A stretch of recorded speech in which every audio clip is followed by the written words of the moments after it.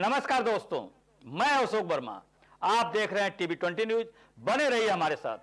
इस खबर के प्रायोजक हैं Purvanchal machinery agencies, Verma tower, Narauli, Tanishq showroom के नीचे, आजमगढ़, जिसके प्रोपराइटर हैं अशोक कुमार वर्मा और मोबाइल नंबर है 9415207728। यहाँ आपको मिलेगा प्लाईवुड, शटरिंग प्लाई, सनमाइका, दरवाजा, डोर स्क्रीन, हार्डवेयर, जिन सेट और मशीनरी पार्ट्स। तो देर फिर किस बात की, एक बार सेवा का मौका। आजमगढ़ में जिलाधिकारी आजमगढ़ विशाल भारद्वाज व पुलिस अधीक्षक आजमगढ़ अनुराग आर्य, अपर पुलिस अधीक्षक नगर सुरेंद्रलाल में पुलिस फोर्स की अलविदा की नमाज सकुशल संपन्न कराने के उद्देश्य को थाना कोतवाली क्षेत्र के चौक तकिया, पहाड़पुर, कोट किला, तिलाल घाट व दरकात स्थानों की नमाज स्थलों का भ्रमण किया। उसके पश्चात थाना से जारी क्षेत्र के नया पुल, बैठौली, शंकरपुर, तिराहा आदि स्थानों की नमाज स्थल का भ्रमण किया गया। थाना मुबारकपुर क्षेत्र के रोडवेज, शाह का पंजा, अलीनगर, समौजीद का कस्बा मुबारकपुर आदि स्थानों की नमाज स्थलों का भ्रमण करते हुए सुरक्षा का जायजा लिया गया। ईद का पर्व ईद उल फितर में चंद समय बाकी रह गया है, जिसके चलते ईद की तैयारियां चरम पर है। ईद के लिए खरीदारी को लेकर छोटी बड़ी सभी बाजार गुलजार हो गए। तीखी धूप के कारण दिन में बाजारों में कम भीड़ रहती है, लेकिन शाम को रोजा इफ्तार के बाद पूरा बाजार भीड़ से पट जा रहा है। नगर के तकिया, कोट किला मोहल्ले समेत अन्य क्षेत्रों में दुकानें सजी थी और लोगों ने सेवइयों आदि की खरीदारी कर रहे हैं। वहीं नगर के चौक क्षेत्र में कपड़ों और जूते की दुकानें बंद होने के कारण लोग कपड़े आदि खरीदने से महरूम रह गए। तकिया क्षेत्र में सेवइयों और कप प्लेट बेचने वाले आज ठेलों की दुकानें सजी हुई थी। खरीदारी में मुख्य रूप से मेवा, सेवई, खजूर, जूता, चप्पल, कपड़े, चूड़ी, सूट, आर्टिफिशियल ज्वेलरी, कपड़े की दुकानों पर अधिक भीड़ जुटी रही। महंगाई का असर रोजगार और ईद की खरीदारी पर नहीं है। त्योहार की खुशियों में जमकर खरीदारी की जा रही है।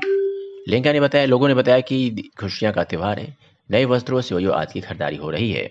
अच्छा, किस तरह से आप लोग ईद की तैयारी किए हैं, क्या करना चाहेंगे? कल अगर चाँद हो जाएगा तो परसों ईद मना ली जाएगी। उससे पहले हम लोगों ने सेवई वगैरह खरीद लिया, बाकी कपड़े लत्ते जो पहने जाते हैं नए वो सब खरीद लिया हम लोगों ने। और कल अगर चाँद होता है तो परसों इंशाअल्लाह ईद मनाई जाएगी। कितना उत्साह है इसके लेकर, ईद के लेकर कितना उत्साह आप लोगों में? बहुत उत्साह होता है, यही जो हम लोग का एक त्यौहार होता है। एक त्यौहार बड़ा त्यौहार आता है जो हम लोग बड़ा एक महीना का मनाते हैं। एक महीने का होता है, एक महीना रोजा रखते हैं हम लोग, फिर ईद की नमाज पढ़ा जाता है, खुशी मनाते हैं ईद की नमाज पढ़ करके। क्या एक महीने आप लोग क्या क्या करते हैं? क्या एक महीने क्या करते हैं? इबादत करते हैं, नमाज पढ़ते हैं, अपना कारोबार करते हैं। खरीदारी आपने पूरी कर ली है? जी हाँ, खरीदारी वगैरह हो गई है। और कल अगर चाँद हो गया तो परसों इंशाअल्लाह ईद मनाई जाएगी। कल इंशाअल्लाह अलविदा जुमा भी होगा। कल अलविदा जुमा भी है, आखिरी जुमा है। मोहम्मद आसिफ। अच्छा, कल अलविदा जुमा है और ईद नज़दीक आ गई है, तो क्या कहना चाहेंगे, किस तरह खरीदारी चल रही है? बहुत ही अच्छी खरीदारी चल रही है और बहुत शांति से। भीड़ बहुत ज़्यादा होगी इंशाअल्लाह। 2 दिन में समझ लीजिए बहुत अच्छी भीड़ है। और हमारे ये पर्स उसकी दुकान है, बैग उसकी, बहुत अच्छी भीड़ होती है हमारे। नहीं, किस तरह से लोग खरीदारी कर रहे हैं और इसमें क्या बहुत ही अच्छी शांति से खरीदारी कर रहे हैं। हाँ, कोई प्रॉब्लम नहीं है। इस समय अफ्तार का टाइम हो गया है। हाँ, तो गर्मी बहुत ज़्यादा है, इसलिए शाम में दुकानदारी अच्छी होती है। हाँ, बहुत अच्छी दुकानदारी होती है। हमारा नाम मोहम्मद अफजल है। अच्छा, रमज़ान और कल अलविदा जुम्मा भी है और रमज़ान आखिरी पड़ाव पे है, क्या कहना चाहेंगे आप? रमज़ान आज 28वां रोज़ा हो चुका है, कल अलविदा जुम्मा है और अभी तो अफ्तार का टाइम हो रहा है। इस वजह से थोड़ी सी मार्केट में थोड़ी सी डाउन हो गया है। अभी रोज़ा खुलने के बाद ये भीड़ पैर रखने की जगह में मिलेगी आपको। आज और कल काफ़ी भीड़ रहेगी। अच्छा, इतनी भीषण गर्मी में भी लोग आ रहे खरीदारी कर रहे हैं? वो तो भाई एक महीने में बरकत का महीना होता है, वो एक महीने में उनको धूप गर्मी प्यास कुछ नहीं लगती है। वो एक महीना बीत जाता है, पता भी नहीं चलता किसी को।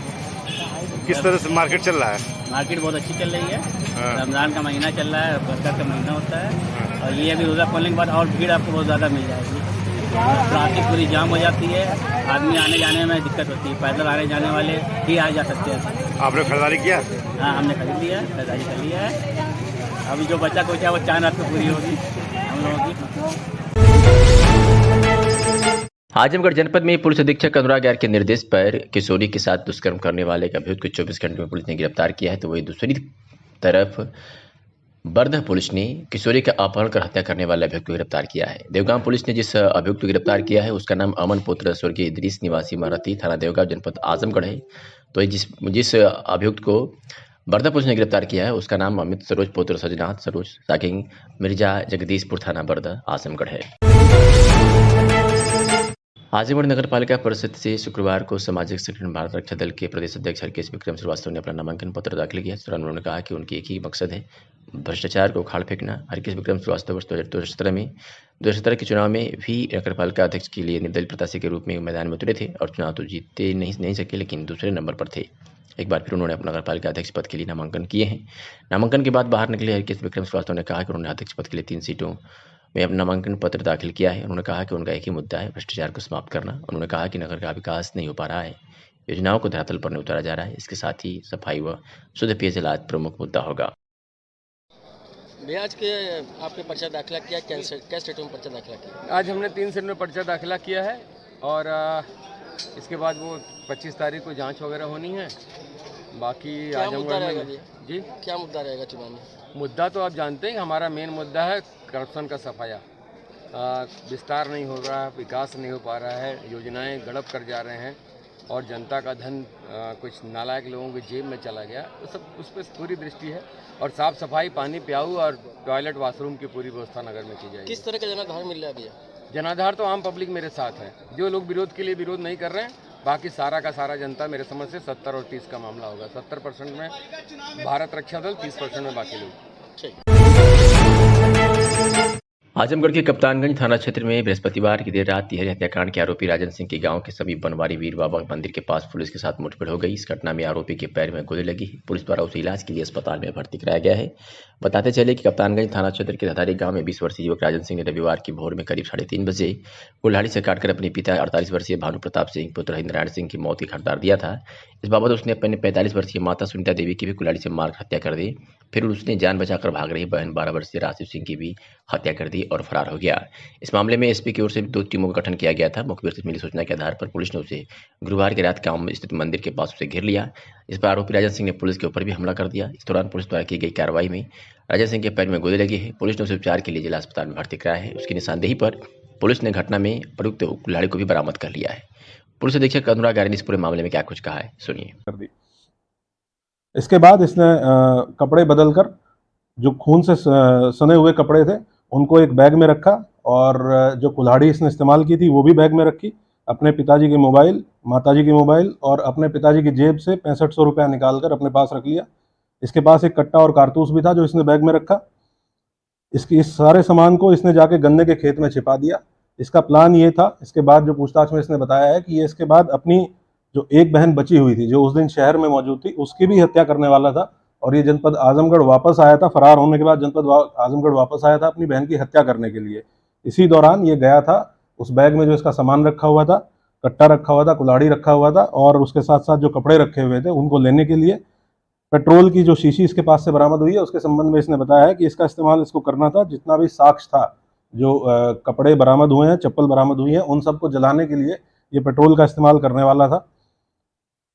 पुलिस मुठभेड़ के संबंध में जो घटना हुई है उसके संबंध में FIR नंबर 98/23 धारा 307 3/25 आर्म्स एक्ट थाना कप्तानगंज पर इसके विरुद्ध पंजीकृत किया गया है। जो पूछताछ में इसने बताया है कि अभी एक जो बहन इसकी जीवित है उसकी हत्या करने की भी इसकी प्लानिंग थी और इस प्लानिंग के तहत ही ये फरार होने के बाद कई जनपदों में जाते हुए वापस आजमगढ़ आया था। इस संबंध में भी विस्तृत बातचीत करके पूछताछ करके बयान देने के बाद एक पृथक से मुकदमा इसके विरुद्ध पंजीकृत किया जाएगा। ये बहुत जघन्य घटना इसके द्वारा अकेले कारित की गई। विस्तृत पूछताछ 2 टीमों के द्वारा इससे की जा रही है और इसके विरुद्ध कठोर कार्रवाई पुलिस के द्वारा इंश्योर की जाएगी। 16 अप्रैल 2023 को थाना कप्तानगंज अंतर्गत धंधारी गांव में एक ही परिवार के 3 लोगों की हत्या के संबंध में थाना कप्तानगंज पर FIR नंबर 93/23 धारा 302 IPC पंजीकृत किया गया था। घटनास्थल निरीक्षण और अनुसंधान से यह स्थापित हुआ था कि इस घटना में अभियुक्त राजन सिंह के द्वारा अपने पिता, माता व 14 वर्षीय बहन की कुल्हाड़ी से हमला कर हत्या कारित की गई थी। इसकी गिरफ्तारी के लिए मेरे द्वारा 3 टीमें गठित की गई थी। आज 20/21 अप्रैल रात्रि में लगभग 12:15 बजे पुलिस मुठभेड़ के दौरान इस अभियुक्त राजन सिंह को गिरफ्तार किया गया है। इस दौरान इसके दाहिने पैर में गोली लगी है। उपचार के लिए इसको अस्पताल भेजा गया, जहां वर्तमान में इसकी स्थिति सामान्य बनी हुई है। इसके पास से घटना में प्रयुक्त कुल्हाड़ी, स्वयं व अपने पिता के 2 मोबाइल, 2700 रुपया एवं घटना के समय पहने हुए लोअर, टी-शर्ट और चप्पल बरामद हुए हैं। साथ साथ इसके पास से एक प्लास्टिक बोतल में पेट्रोल बरामद हुआ है, जिसका इस्तेमाल ये अपने जो कपड़े थे उनको जलाने के लिए इस्तेमाल करने वाला था। ये भी इसके पास से बरामद किया गया है। इससे 2 टीमों के द्वारा विस्तृत पूछताछ की जा रही है। अभी तक की पूछताछ से तथ्य प्रकाश में आए हैं कि 15 अप्रैल को इसी के गांव के एक व्यक्ति के यहाँ 2 बोरी गेहूं चोरी इसने किया था, जिसके संबंध में जब इसके पिताजी को शिकायत की गई, इसके पिताजी के द्वारा माँ के द्वारा इसको डांटा गया।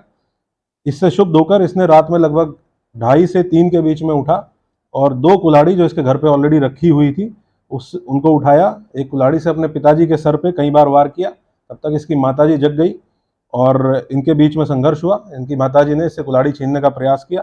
उसके बाद इसने अपनी माताजी को भी दूसरी कुल्हाड़ी से कई बार उनकी गर्दन पे वार करके हत्या कर दी।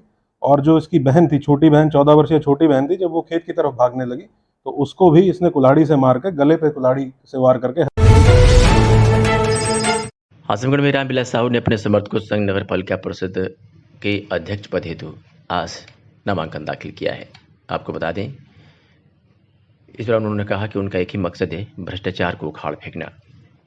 आपको बता दें कि उन्होंने कहा है कि विकास सही से नहीं हो पा रहा है, योजनाओं को धरातल पर नहीं उतारा जा रहा है। इसके साथ ही सफाई और शुद्ध पेयजल आज प्रमुख मुद्दा इनका होगा और इसी वादों के साथ वो मैदान में उतरे हैं, लोगों की राय पर उतरे हैं और लोगों का प्यार मिला है, तब जाकर के उन्होंने आज नामांकन किया। उन्होंने कहा कि लोग अगर मुझे इस तरीके से प्यार दिए और अगर मैं जीत करके आता हूँ तो अपने क्षेत्र का विकास करूँगा। विप्रधेनु शूर संत हितलीन मुन अवतार धर्म संसार के सुचारू रूप से चलने का एकमात्र आधार है। परंतु जब संसार में पाप बढ़ जाता है, धन की हानि हो जाती है, लोगों को अंतःकरण भयाक्रांता के आगोश में डूब जाता है और पाप के विचार वालों अधर्मियों की संख्या अधिक होने के कारण धरती पर ब्राह्मण देवता, गाय तथा संत और संसार के धर्म प्राणियों का सम्मान नहीं रहा जाता। धरती पर इन लोगों पर अत्याचार बढ़ जाता है, असहाय पीड़ा भी होता है। ऐसे भगवान पापियों का नाश करने के लिए मनुष्य के रूप में अवतार लेते हैं तथा धरती का पाप मुक्त कर देते हैं। इसी कारण से तमाम राक्षसों के द्वारा निर्दोषों, संतों, ब्राह्मणों और गायों आदि प्राणियों के साथ राक्षसों का उत्पीड़न बढ़ जाता है, जिसके निमित्त भगवान विष्णु मनु और शत्रुपा के तपस्या के परिणाम स्वरूप दशरथ और कौशल्या और सुमित्र व कैकेयी के गर्भ से गुरु के आदेश ज्ञानुसार श्री राम, श्री लक्ष्मण, श्री भरत, श्री शत्रुघ्न के रूप में जगत का कल्याण करने के निमित्त अवतरित हुए। उपरोक्त बातें श्री राम कथा की 5वें दिन कुसुमदास में पंडित सीताराम नाम शरण जी महाराज ने अपने मुखाबिंदु से कहा। कथा का संचालन पंडित कृपाशंकर पाठक ने किया। इस दौरान चंदन राय, श्रीमती अन्नू राय, अविनाश, नंदू गुप्ता, डब्बू पंडित, रानू राय, महेश मौर्य, विनय राय, सूर्यभान यादव सहित कई मंदिरों के महंत व आम जनता मौजूद रही। नगर के उरघाट स्थित राम जानकी मंदिर के महंत पंडित यदुनाथ पांडे का निधन हो गया। 90 वर्षीय महंत जी विगत कई माह से बीमार चल रहे थे। उनका दाह संस्कार राजघाट पर हुआ, वहां जहां उनके बड़े पुत्र पंडित संजीव कुमार पांडे ने उन्हें मुखाग्नि दी। उनके निधन की जानकारी मिलने पर मंदिर से लेकर राजघाट तक अनेकों लोगों ने उनके अंतिम दर्शन कर शोक श्रद्धांजलि दी। शोकिताने वालों में अखिल भारतीय वर्षीय ब्राह्मण सभा के राष्ट्रीय संगठन मंत्री पंडित सुभाष तिवारी, कुंदन प्रदेश प्रभारी पंडित संजीव कुमार पांडे, प्रदेश अध्यक्ष पंडित सर्मानंद पांडे, ब्राह्मण समाज कल्याण परिषद के अध्यक्ष पंडित ब्रजेश नंदन पांडे, पंडित अशोक कुमार तिवारी, पंडित वंशीधर पाठक, पंडित अभिषेक पाठक सहित तमाम लोग मौजूद रहे। आज नगर पंचायत अतरौलिया की मरकजी ईदगाह जामा मस्जिद में रमजान के आखिरी व अलविदा जुमे की नमाज बड़े ही शांतिपूर्ण ढंग से अदा की गई।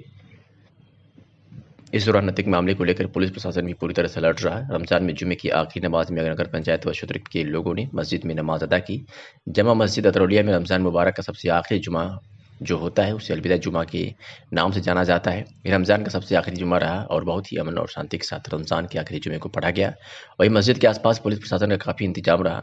मस्जिद में अच्छी खासी भीड़ रही। लोगों ने आखिरी जुमे की नमाज जामा मस्जिद में पढ़कर अल्लाह के सामने मुल्क में अमन और शांति के लिए दुआएं मांगी। अपने लिए वो अपने अहले खाला के लिए खैर व आफियत की दुआएं मांगी, क्योंकि बरकत वाला महीना जहन्नम से आज़ादी वाला महीना अब हम लोगों से भी रुखसत होने जा रहा है। अब हम लोगों को रहमतें और बरकतें 11 महीने मैसर नजर नहीं आएगी। इस खुशी में अल्लाह ताला ने हमें ईद उल फितर का अजीम त्यौहार अता फरमाया है। इस मौके पर नगर पंचायत के सम्राट तथा प्रत्याशी भी मौजूद रहे। आइए सुनाते हैं कि इमाम मौलाना अब्दुल बारी नईमी ने क्या कुछ कहा। आज अलविदा जुमा का नमाज पढ़ा गया, इसके बारे में बताइए। रमज़ान मुबारक का सबसे आखिरी जुमा जो होता है उसे अलविदाई जुमा के नाम से जाना जाता है। ये रमज़ान का सबसे आखिरी जुमा रहा। बहुत ही अमन व शांति के साथ रमज़ान मुबारक का आखिरी जुमा पढ़ा किया गया। बाहर जो है शासन और प्रशासन का अच्छा खासा इंतज़ाम रहा। पुलिस भी ड्यूटी पर तैनात रही और यहाँ भी अच्छी खासी तादाद कस्बा अतरौलिया के लोगों की और कुर्बो जवार के लोगों की अच्छी खासी तादाद जामा मस्जिद में रही है। लोगों ने आखिरी जुमा की नमाज जामा मस्जिद में पढ़ करके अल्लाह तबारक व तआला की बारगाह में मुल्क की फलाह व बहबूद के लिए दुआएं मांगी, अपने लिए, अपने अहले खाना के लिए खैर व आफियत की दुआएं मांगी, क्योंकि बरकत वाला महीना, मग़फ़िरत वाला महीना, जहन्नम से आज़ादी वाला महीना अब हमसे रुखसत होने वाला है। जो बरकतें और रहमतें रमज़ान की रहीं, अब हमें वो रहमतें और बरकतें 11 महीने मैसर नहीं आएंगी। इस खुशी में अल्लाह तबारक व तआला ने हमें ईद उल फितर का अजीम त्यौहार अता फरमाया है। आज 29 तारीख़ है रमज़ान की। अगर शव्वाल का चाँद नज़र आया तो फिर कल ईद की नमाज़ पढ़ के अल्लाह की बारगाह में शुक्र अदा किया जाएगा। नगर निकाय चुनाव में जहां प्रत्याशियों में अपनी अपनी ताकत दिखाने का होड़ लगा हुआ है, तो वहीं कुछ एक प्रत्याशी अपनी सादगी और व्यवहार के चलते लोगों के दिलों में जगह बना ले जाते हैं। ऐसा ही कुछ नगर पंचायत महाराजगंज में अध्यक्ष पद के लिए सपा प्रत्याशी नूरजहां पत्नी इरशाद अहमद के नामांकन में देखने को मिला। बता दें कि नगर पंचायत महाराजगंज के अध्यक्ष पद के लिए समाजवादी पार्टी ने अपने सिंबल से लगातार 2 बार से अध्यक्ष रह चुके निवर्तमान अध्यक्ष की टिकट काटकर समाजसेवी नूरजहां पत्नी इरशाद अहमद को अब की बार टिकट दिया है और पार्टी ने उनका नामांकन भी आज कराया। परंतु जो बात आज नगर में चर्चा का विषय बना हुआ है वह है समाजसेवी की सादगी और व्यवहार। आज नामांकन पर जाते समय नूरजहां और उनके पति इरशाद अहमद ने साधारण रूप से चंद पदाधिकारियों और कार्यकर्ताओं को साथ ले नगरवासियों से मिलते उनका अभिवादन कर उनसे जीत के लिए समर्थन मांगा और शुभकामनाएं तथा आशीर्वाद देते नजर आए। उनका यह व्यवहार जहाँ कईयों को पसंद आया तो वहीं आचार संहिता के प्रति उनके सम्मान को भी दर्शाता है। जिले के नगर निकाय चुनाव के लिए अब नामांकन की प्रक्रिया तेज हो गई है। 5वें दिन नगर पालिका परिषद आजमगढ़ से निर्दल प्रत्याशी के रूप में सराफा एसोसिएशन के जिलाध्यक्ष पद्माकर लाल वर्मा उर्फ गुट्टर सेठ ने निर्दलीय प्रत्याशी के रूप में नामांकन दाखिल किया। उन्होंने कहा कि वे व्यापारियों के हितों और नगर पालिका का समुचित विकास करेंगे। पद्माकर लाल वर्मा वर्ष 2017 में भी नगर पालिका आजमगढ़ से चुनाव लड़ चुके हैं, जिसमें उनको हार का सामना करना पड़ा था। इस बार भी उन्होंने सदर तहसील में बने नामांकन कक्ष में अपना नामांकन पत्र दाखिल किया। नामांकन के बाद बाहर निकले पद्माकर लाल वर्मा गुट्टर सेठ ने कहा कि व्यापारियों की राय पर उन्होंने अध्यक्ष पद के लिए नामांकन किया। उन्होंने कहा कि विकास उनका भी मुद्दा है। उन्होंने कहा कि अगर जनता ने आशीर्वाद दिया तो वे नगर में पटरियों पर दुकान लगाने वाले दुकानदारों के लिए दुकान लगाने वाले दुकानदारों के लिए अलग स्थान मुहैया कराने के साथ ही व्यापारियों के हितों के साथ नगर पालिकाओं के लिए मूलभूत सुविधाओं को मुहैया कराएंगे। स्वर्णकार समाज जिला अध्यक्ष आजमगढ़, सराफा एसोसिएशन जिला अध्यक्ष आजमगढ़। आज आपने नामांकन किया, क्या कहना चाहेंगे? हमारे व्यापारियों की एक राय हुई कि आप जो है नगर पालिका अध्यक्षी का आजमगढ़ का चुनाव लड़िए और अपने व्यापारियों के सहमति से आज मैं पर्चा दाखिल किया हूं। हमारे व्यापारी साथ में हैं। व्यापारियों की यही इच्छा हुई कि जैसे आप व्यापार मंडल को, सराफा एसोसिएशन को, स्वर्णकार समाज को चला रहे हैं विगत 20 साल से, आपके ऊपर हम लोग को भरोसा है कि आप पर्चा दाखिल करिए। हम लोग आपके साथ रहेंगे, चुनाव जिताएंगे, व्यापारी जीतेगा तो बढ़िया काम करेगा। क्या मुद्दे रहेंगे जनता के बीच? देखिए, जनता के बीच में सबसे बड़ा मुद्दा है तो एक बंदर का प्रकोप है। सबसे बड़ा मुद्दा तो यही है, हमारे नगर की समस्या है। दूसरा है कि देखिए, हमारे व्यापारियों को जो है वरासत के लिए परेशानी होती है। जाते हैं तो जब बैनामा करा लिए ट्रांसफर में परेशानी होती है, जगह जगह परेशान किया जाता है। फुटपाथ वालों की व्यवस्था जो है, देखिए हमारे फुटपाथ के व्यापारी हैं, उनको बार बार भगाया जाता, हटाया जाता है। उनकी एक निश्चित जगह की जाएगी जहां वो अपना कमाए खाए, अपने बाल बच्चों का पेट पालें। जैसे नाली है, ये इंटरलॉकिंग है, जगह जगह जल की व्यवस्था बढ़िया हो, शौचालय हो शहर के अंदर की, बाहर से जो महिलाएं आती हैं। ये तो आम है, आपके यहाँ कुछ और भी क्या है, कुछ नए तरीके से पॉलिसी आप क्या नहीं रहेंगी जनता के लिए? देखिए ऐसा है, वो निर्णय जब हम नगर पालिका में पहुंचेंगे तो एक सभी के राय से बना के जो भी हमारे व्यापारियों का जो भी राय होगा, शासन की मंशा जो होगी उसके के अनुरूप हम काम करेंगे। बुढ़लपुर तहसील क्षेत्र के विकासखंड अरौला के बिशनपुरा गांव के ग्रामीणों ने ग्राम प्रधान और तहसील प्रशासन के अधिकारियों के खिलाफ विरोध प्रदर्शन किया। गांव के ग्रामीण राजेंद्र पुत्र भुल्लर का आरोप है कि मेरी पुश्तैनी जमीन पर मेरे विपक्षी द्वारा तहसील प्रशासन और ग्राम प्रधान की मिलीभगत से सरकारी आवास का निर्माण कार्य नहीं होने दिया जा रहा है, बल्कि तहसील प्रशासन के अधिकारियों से मिलकर के मेरी आवास की दीवार को गिराने की धमकी दी जा रही है। उस पर रास्ता निर्माण कराना चाहता है, जिसकी कई बार हल्का लेखपाल द्वारा पैमाइश की गई। लेखपाल की रिपोर्ट हमारे पक्ष में लगी है, लेकिन अधिकारी लेखपाल की रिपोर्ट को झूठी ठहरा रहे हैं। लेखपाल द्वारा स्पष्ट रिपोर्ट लगाया गया है कि इस जमीन में कहीं कोई चेक मार्ग नहीं है, लेकिन विपक्षी अधिकारी से मिलकर के हमारा सरकारी आवास के निर्माण कार्य रुकवा रहा है। हमें अपना आवास बनाने नहीं दिया जा रहा है। तहसील के अधिकारी और ग्राम प्रधान द्वारा मुझे बार बार प्रताड़ित किया जा रहा है। इसकी शिकायत मेरे द्वारा उच्च अधिकारी से लेकर जिलाधिकारी तक की गई, लेकिन अभी तक कोई कार्रवाई नहीं हुई। विपक्षी दबंग किस्म का व्यक्ति है और मेरी दीवार गिराने की धमकी दे रहे हैं। अगर सुनवाई नहीं हुई तो हम ग्रामीण स्तर तहसील प्रदर्शन पर विशाल धरना प्रदर्शन को बाध्य होंगे। इस संबंध में उप जिलाधिकारी नवीन प्रसाद ने बताया कि मामला मेरे संज्ञान में नहीं है, उसकी जांच कर उसके विरुद्ध सख्त से सख्त कार्रवाई की जाएगी।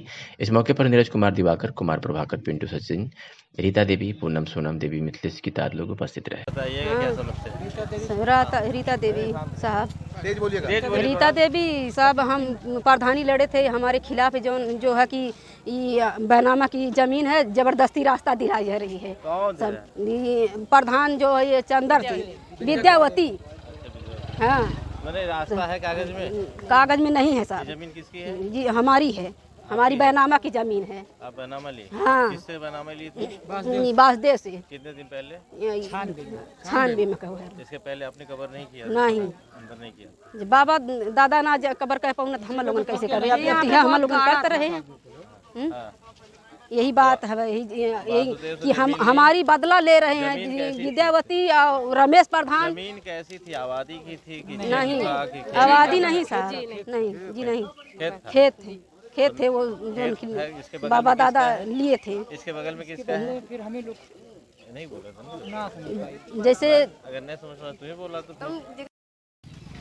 निवासी बिशनपुरा। जी, क्या समस्या आपकी है? समस्या साहब, हमारे जमीन में जबरदस्ती रास्ता ले रहे हैं। ये जमीन आपकी है? जी, जमीन हम पास भाई के नाम से है। आपकी पुश्तैनी जमीन? जी, बैनामा लिया गया है। कब का बैनामा? 96 से बैनामा है साहब। किससे लिए थे आप बैनामा? बासदेव से, विश्वनाथ से। बासदेव कहाँ के हैं? बासदेव हमारे गाँव में थे। जैसे इसमें एक मिनट करने दीजिए।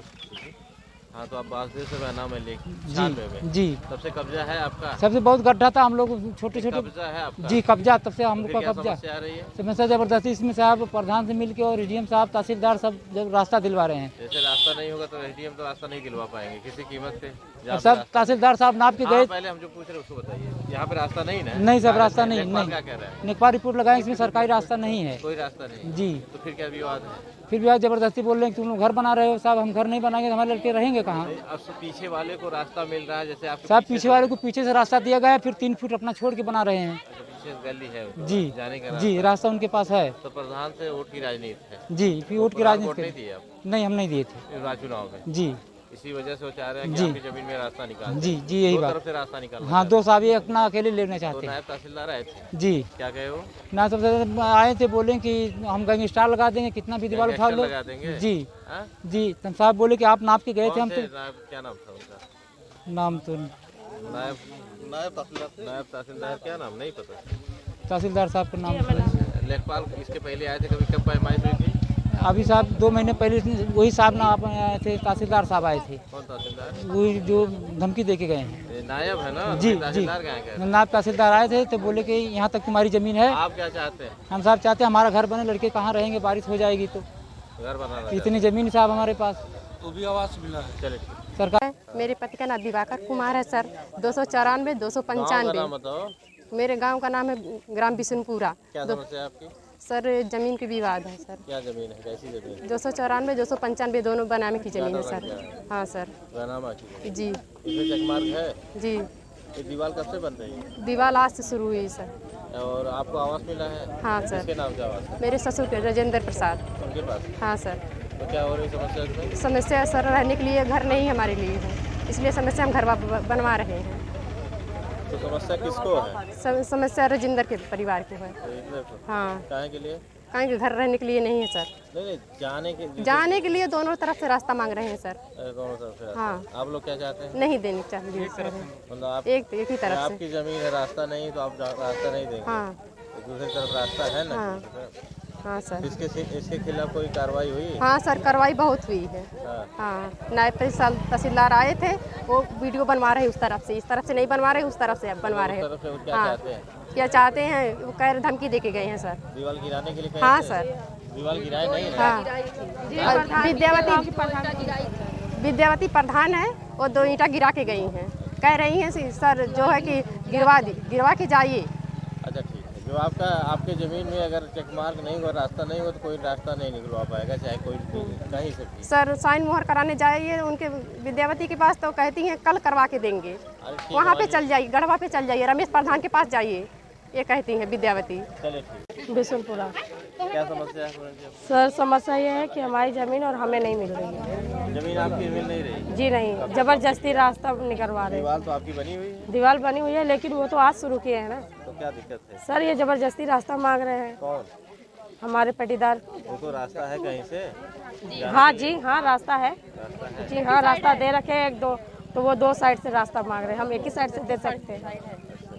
वो रास्ता है कागज में कि ऐसे दे रहे? जी वो पहले से सबसे मिले जुले रास्ता है कहीं से? जी कागज में नहीं है। जी नहीं। जैसे उनको डर गया सता रहा, हो सकता है वो रास्ता रोक देता? जी ऐसा कुछ नहीं है। जी नहीं। रास्ता देंगे उधर? जी पूरा एकदम पक्का? जी।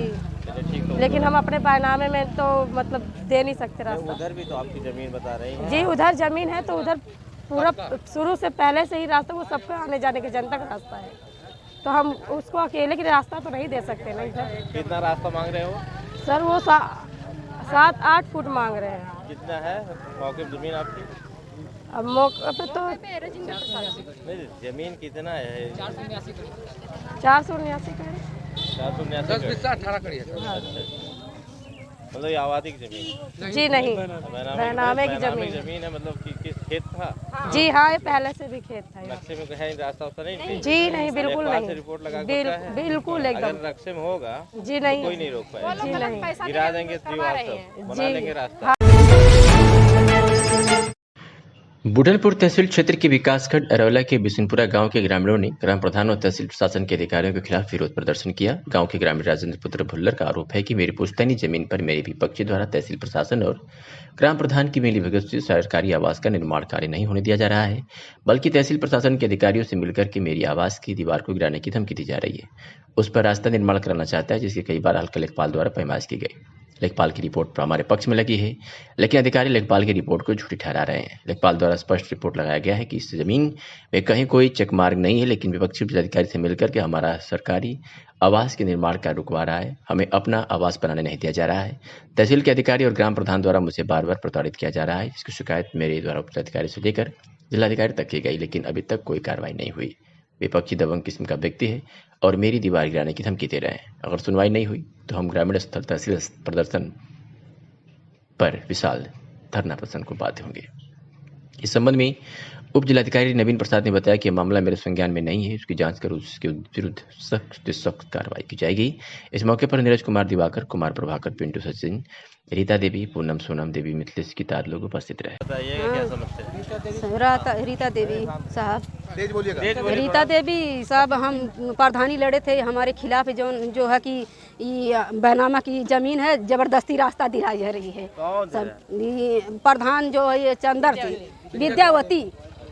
हाँ, मैंने रास्ता है कागज में? कागज में नहीं है साहब। जमीन किसकी है? जी हमारी है। हमारी बैनामा की जमीन है। आप बैनामा ली? हाँ। किससे बैनामा ली थी? बासदेव से। कितने दिन पहले? 96 में कहो। इसके पहले आपने कबर नहीं किया? नहीं, अंदर नहीं किया। बाबा दादा ना कबर कह पाऊँ तो हम लोग कैसे करें? हम लोग करते रहे हैं। यही बात है, यही कि हम हमारी बदला ले रहे हैं। विद्यावती और रमेश प्रधान। जमीन कैसी थी? आबादी की थी कि नहीं? आबादी नहीं साहब, नहीं जी, नहीं। खेत थे वो जो बाबा दादा लिए थे। इसके बगल में किसका है? फिर हमें लोग नहीं बोला था ना। जैसे अगर नहीं समझ तुम्हें बोला तो निवासी बिशनपुरा जी। क्या समस्या आपकी है? समस्या साहब हमारे जमीन में जबरदस्ती रास्ता ले रहे हैं। ये जमीन आपकी है? जी जी, जमीन हम पास भाई के नाम से है। आपकी पुश्तैनी जमीन? जी जी, बैनामा लिया गया है। कब का बैनामा? 96 से बैनामा है साहब। किससे लिए थे आप बैनामा? बासदेव से, विश्वनाथ से। बासदेव कहाँ के हैं? बासदेव हमारे गाँव में थे। जैसे इसमें एक मिनट करने दीजिए। हाँ, तो आप बासदेव से बैनामा लेके 96 में? जी। तब से कब्जा है आपका? सबसे बहुत गड्ढा था, हम लोग छोटे छोटे। कब्जा है आपका? जी, कब्जा। तब से हम लोग का कब्जा। समस्या आ रही है? समस्या जबरदस्ती इसमें साहब प्रधान से मिलके और एडीएम साहब, तहसीलदार सब जब रास्ता दिलवा रहे हैं। जैसे रास्ता नहीं होगा तो एडीएम तो रास्ता नहीं दिलवा पाएंगे किसी कीमत पे। सब तहसीलदार साहब नाप के गए। पहले हम जो पूछ रहे हैं उसको बताइए। यहाँ पे रास्ता नहीं है? नहीं साहब, रास्ता नहीं। क्या कह रहे हैं? निकपा रिपोर्ट लगाए, इसमें सरकारी रास्ता नहीं है। कोई रास्ता नहीं? जी। तो फिर क्या विवाद है?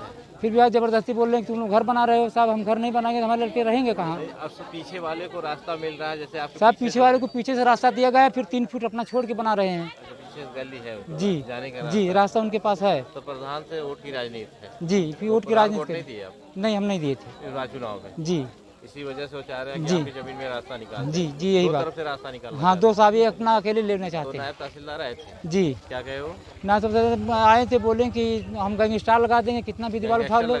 जी जी, तब साहब बोले कि आप नाप के गए थे हम। क्या नाम था उनका? नाम तो नायब तहसीलदार क्या नाम नहीं पता? तहसीलदार साहब का नाम। लेखपाल इसके पहले आए थे कभी? कब पैमाइश हुई थी? अभी साहब 2 महीने पहले वही साहब ना आए थे, तहसीलदार साहब आए थे। कौन तहसीलदार? वही जो धमकी दे के गए हैं। नायब है ना? जी जी, नायब तहसीलदार आए थे तो बोले कि यहाँ तक तुम्हारी जमीन है। आप क्या चाहते हैं? हम साहब चाहते हैं हमारा घर बने, लड़के कहाँ रहेंगे, बारिश हो जाएगी तो घर बनाना। इतनी जमीन साहब हमारे पास। वो भी आवाज मिला है। चले सरकार। मेरे पति का नाम दिवाकर कुमार है सर। 294 295। मेरे गांव का नाम है ग्राम बिशनपुरा। क्या समस्या आपकी? सर जमीन की विवाद है सर। क्या जमीन है? कैसी जमीन? 294 295 दोनों बनामे की जमीन है सर। हाँ सर। बनामा की? जी। इसमें चकमार्ग है? जी। ये दीवार कब से बन रही है? दीवार आज से शुरू हुई सर। और आपको आवास मिला है? हाँ सर। किसके नाम से आवास? मेरे ससुर के, राजेंद्र प्रसाद। उनके पास? हाँ सर। तो क्या हो रही समस्या? समस्या सर रहने के लिए घर नहीं हमारे लिए है, इसलिए समस्या हम घर बनवा रहे हैं। तो समस्या किसको है? समस्या राजेंद्र के परिवार को है। हाँ। कहाँ के लिए? कहीं के घर रहने के लिए नहीं है सर। नहीं, जाने के लिए दोनों तरफ से रास्ता मांग रहे हैं सर। दोनों तरफ से? हाँ। आप लोग क्या चाहते हैं? नहीं देने चाहिए सर। मतलब आप एक ही तरफ से? आपकी जमीन है, रास्ता नहीं तो आप रास्ता नहीं देंगे? हाँ। दूसरी तरफ रास्ता है ना? हाँ सर। इसके खिलाफ कोई कार्रवाई हुई? हाँ सर, कार्रवाई बहुत हुई है। हाँ, नायब तहसीलदार आए थे, वो वीडियो बनवा रहे उस तरफ से, इस तरफ से नहीं बनवा रहे, उस तरफ से बनवा रहे। हाँ, क्या चाहते हैं? वो कह रहे धमकी दे के गए हैं सर। दीवार गिराने के लिए? हाँ सर। दीवार गिराए नहीं? हाँ, विद्यावती प्रधान है, वो 2 ईंटा गिरा के गई हैं। कह रही हैं सर जो है कि गिरवा के जाइए। अच्छा ठीक है। जो आपके ज़मीन में अगर चेकमार्क नहीं हुआ, रास्ता नहीं हुआ तो कोई रास्ता नहीं निकलवा पाएगा, चाहे कोई कहीं से भी। सर साइन मोहर कराने जाइए उनके विद्यावती के पास तो कहती हैं कल करवा के देंगे। वहाँ पे चल जाइए, गढ़वा पे चल जाइए, रमेश प्रधान के पास जाइए, ये कहती हैं विद्यावती। बिशनपुरा। क्या समस्या है सर? समस्या ये है कि हमारी ज़मीन और हमें नहीं मिल रही है। जमीन आपकी मिल नहीं रही? जी नहीं, जबरदस्ती रास्ता निकलवा रहे। दीवार तो आपकी बनी हुई है? दीवार बनी हुई है, लेकिन वो तो आज शुरू किए हैं ना। तो क्या दिक्कत है सर? ये जबरदस्ती रास्ता मांग रहे हैं। कौन? हमारे पटीदार। उनको रास्ता है कहीं से? हाँ जी, हाँ रास्ता है जी। हाँ, रास्ता दे रखे 1-2, तो वो 2 साइड से रास्ता मांग रहे हैं, हम एक ही साइड से दे सकते हैं। वो रास्ता है कागज में कि ऐसे दे रहे? जी, वो पहले से सबसे मिले जुले रास्ता है कहीं से? कागज में नहीं है जी, नहीं। जैसे उनको डर गया सता रहा, हो सकता है वो रास्ता रोक देता जी। ऐसा कुछ नहीं है जी, नहीं। रास्ता देंगे उधर? जी, पूरा एकदम पक्का? जी। लेकिन हम अपने बैनामे में तो मतलब दे नहीं सकते रास्ता। उधर भी तो आपकी ज़मीन बता रही हैं। जी उधर ज़मीन है तो उधर पूरा शुरू से पहले से ही रास्ता, वो सबका आने जाने के जनता का रास्ता है, तो हम उसको अकेले के रास्ता तो नहीं दे सकते ना इधर। कितना रास्ता मांग रहे हो सर? वो 7-8 फुट मांग रहे हैं। कितना है मौके पर ज़मीन आपकी? अब मौके पे तो नहीं, ज़मीन कितना है? 479 का है। 479 मतलब ये आबादी की ज़मीन? जी नहीं, बैनामे की ज़मीन है। मतलब कि किस खेत था? जी हाँ, ये पहले से भी खेत था। नक्शे में है रास्ता नहीं? जी नहीं, बिल्कुल नहीं। रिपोर्ट लगा बिल्कुल एकदम। अगर नक्शे में होगा जी नहीं, तो कोई नहीं रोक पाएगा। जी नहीं, गिरा देंगे, बना लेंगे रास्ता। खबर भदोही जिले से है, जहां जनपद के विभिन्न स्थानों सहित राष्ट्रीय राजमार्ग स्थित गोपीगंज नगर व ग्रामीण क्षेत्रों में रमजान माह की आखिरी जुमा अलविदा की नमाज सकुशल संपन्न हो गई। गोपीगंज जामा मस्जिद, मदीना मस्जिद, शाही मस्जिद, मुजाहिद मस्जिद सहित अन्य मस्जिदों में अकीदत व एहतराम के साथ नमाज अदा की गई।